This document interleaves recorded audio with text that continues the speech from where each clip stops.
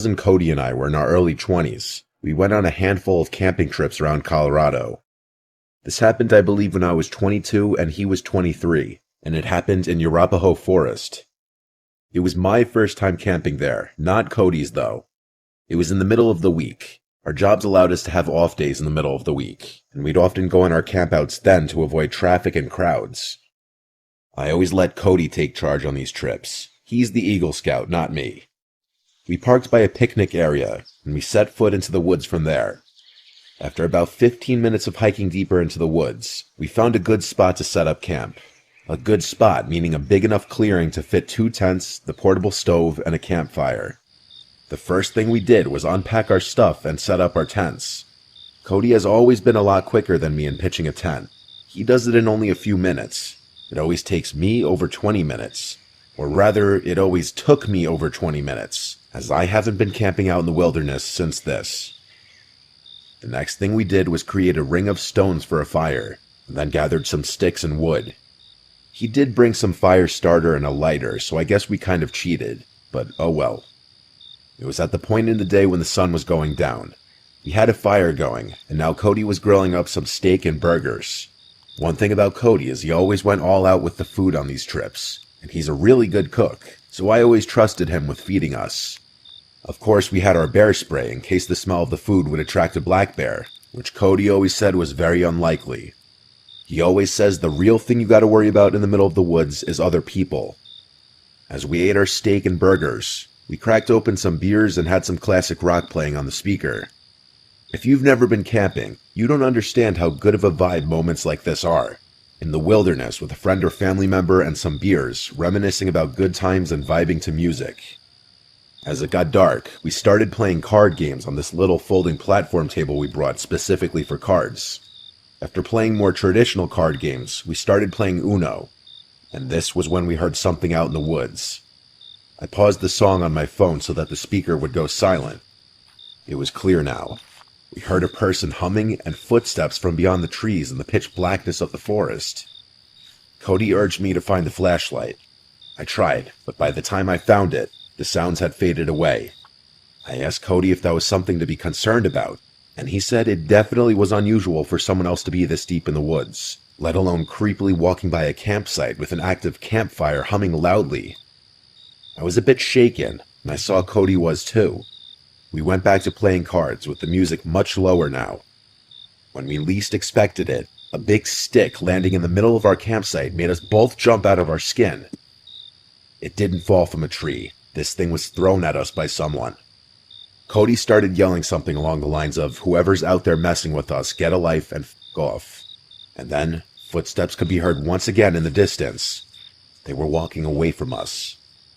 I said we should pack up camp and move somewhere else. He said absolutely not in the dark. We both had bear spray, and he advised to just keep it next to me in my tent when we go to sleep. It was the closest thing to ranged self-defense weapons we had. We kept hearing sounds like tree branches cracking in the distance, sounds that you would never expect an animal to be making.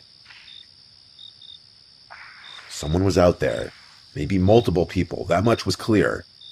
We had to go to sleep eventually, so we agreed that maybe we should take turns staying up to keep watch to make sure that no one comes to our campsite and steals anything, or worse. Cody agreed to take first watch. He said he'd stay up and read his book. So I crawled into my tent and then my sleeping bag and went to sleep. Waking up in the middle of the night while camping is normal. You're in a cold, outdoor environment in an uncomfortable sleeping bag. Any number of things could wake you up. I didn't yet know what woke me up.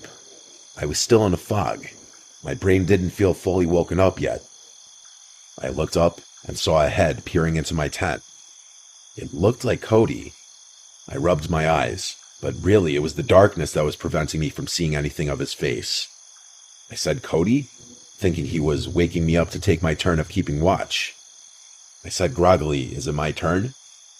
I stared at the head peering at me in my sleeping bag, slowly growing more awake every second. Then I heard the zipper to the tent quickly zip up, and his head disappeared. I laid back down in my sleeping bag, but only for a second. I suddenly had some weird moment of clarity, where I shot to an upright position and listened as the footsteps walked away. "Cody," I said. He didn't answer. I unzipped my tent to peek out to the campsite. The fire was dead. Cody wasn't out there. I went over to Cody's tent, which was zipped up. I unzipped it and looked inside to see Cody fast asleep in his sleeping bag. I got chills, goosebumps, whatever you want to call it. I almost shit myself at the realization. I started shaking him awake, and when he finally awoke, I told him someone's here, at the campsite. It took him a minute to come back to reality just like I did. But when he did, he grabbed his bear spray. He said he must have dozed off while reading. He said I should sleep in the tent with him tonight, but to do that, I'd need my sleeping bag. He came outside of the tent with me and stood watch as I ran to my tent to grab my sleeping bag. In my tent, grabbing my sleeping bag, I heard that goddamn humming again from outside. I grabbed it, and Cody whispered at me to hurry up. I said, "You hear that too?" He said yes. We both got back in his tent and zipped it up, with our cans of bear spray by our sides. I tell you, in those moments, I wanted nothing more than for a bear to come and save the day. The hours dragged on as I stayed up while Cody slept. After 3 long, horrible hours, I woke him up and we switched. When Cody woke me up, it was almost dawn. There was light outside. So we packed everything up, and by the time we were done, there was plenty of light to hike back to the car. While we could have driven somewhere else and had another night of camping elsewhere, neither of us were feeling it anymore. This was a haunting experience, and I think we both just wanted to be in the safety of our houses. It's been 6 years since this happened, and he's hit me up a few times since then about camping, but I haven't really had interest since this experience. People are just too scary. Why was someone out there stalking our campsite? And the sight of that person's head in the dark, just looking into my tent, it was straight up from a nightmare. I may never go camping again, honestly.